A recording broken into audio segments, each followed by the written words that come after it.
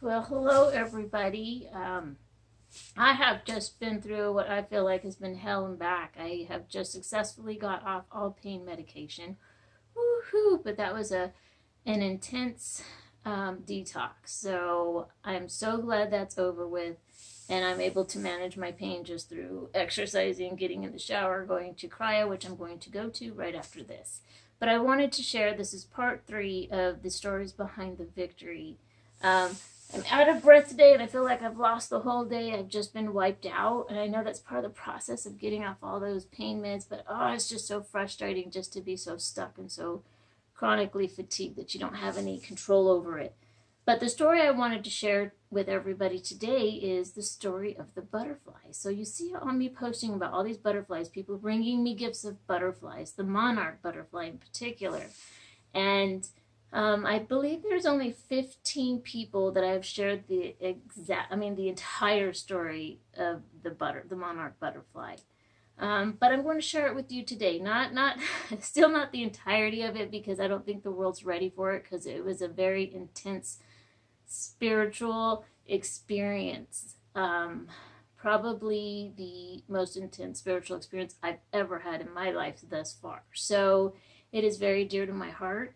This last summer, before I went on break, I kept praying and I kept hearing God say, during the summer you need to rest because I have something big for you. And so I was like, okay, fine.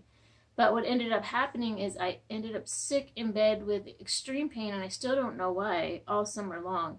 And at the end of the summer, I started not being able to breathe. I felt like I was having a heart attack. I don't know what was going on. So I went to the hospital and they said, we have good news and bad news. The good news is you don't have anything life-threatening, so you're not going to die. But the bad news is we don't know what it is. It ended up where they said it was probably costochondritis, which is a malfunction of rheumatoid where the rheumatoid gets in between the breastbone and the ribs and it inflames somewhere in there and it mimics a heart attack. So all of that, but I kept coughing and I couldn't talk and I was like, there's no way I'm going to be able to go back to work. How am I going to do this? How am I going to do this? So that was the struggle of the summer. And at the end, I was like, Lord, I'm done. I surrender. I give up. I'm done. I'm not getting up out of this bed. I don't have any energy to fight with. So then one day at Mass, Father was talking about resting in God. And I had talked previously because I had been struggling all summer. So I had talked to Father about this rest. And I told Father, maybe God has a sense of humor because he knows I won't quit and stop unless I'm down in that bed and he makes me rest. So maybe I was forced to rest. But no, that wasn't it.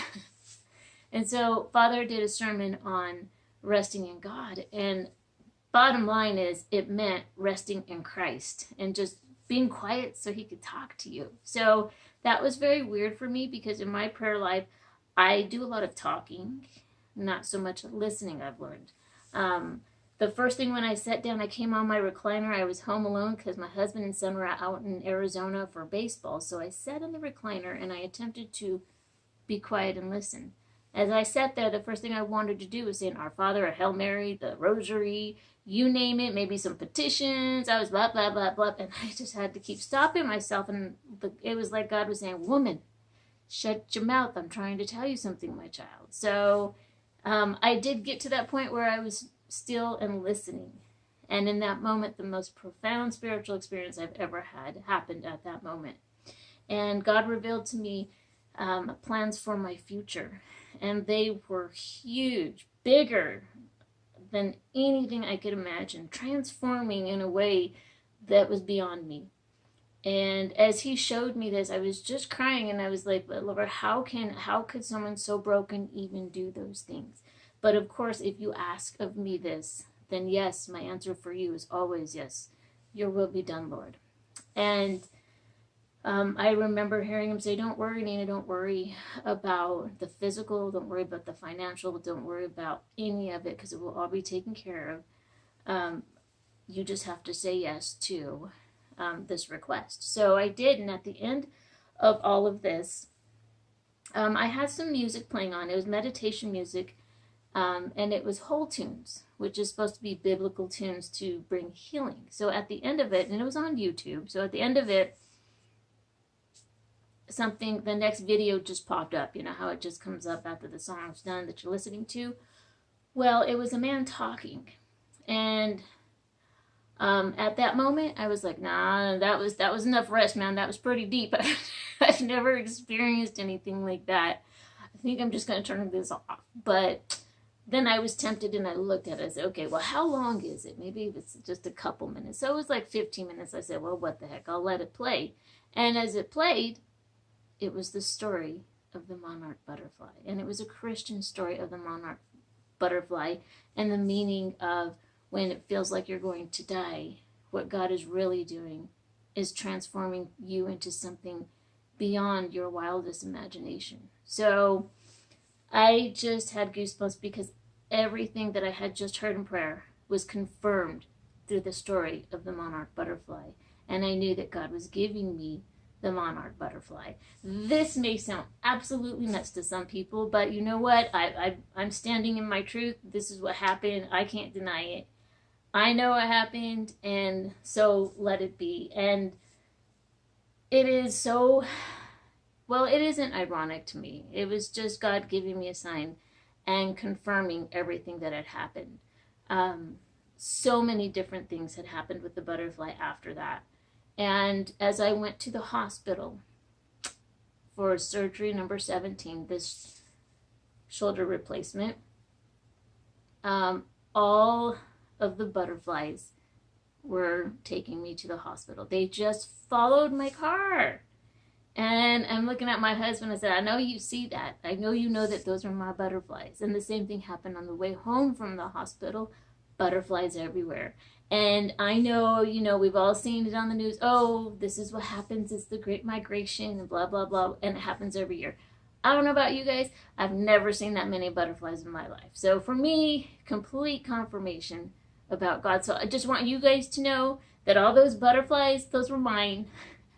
Those were seriously butterfly kisses of the confirmation of the message that he gave me. So experiencing God like this is just, I get goosebumps because it's so powerful. And I think that's one of the blessings of being so dependent on God, because every moment of my life, I am dependent on God for every little thing in my life, but it is a blessing because I'm in constant communication with Christ, and it brings me closer to him, and I experience these things, I think, because my heart is open to it. So you just can't deny the power of the butterfly, and it must be said like that. I don't know why I go into that mode.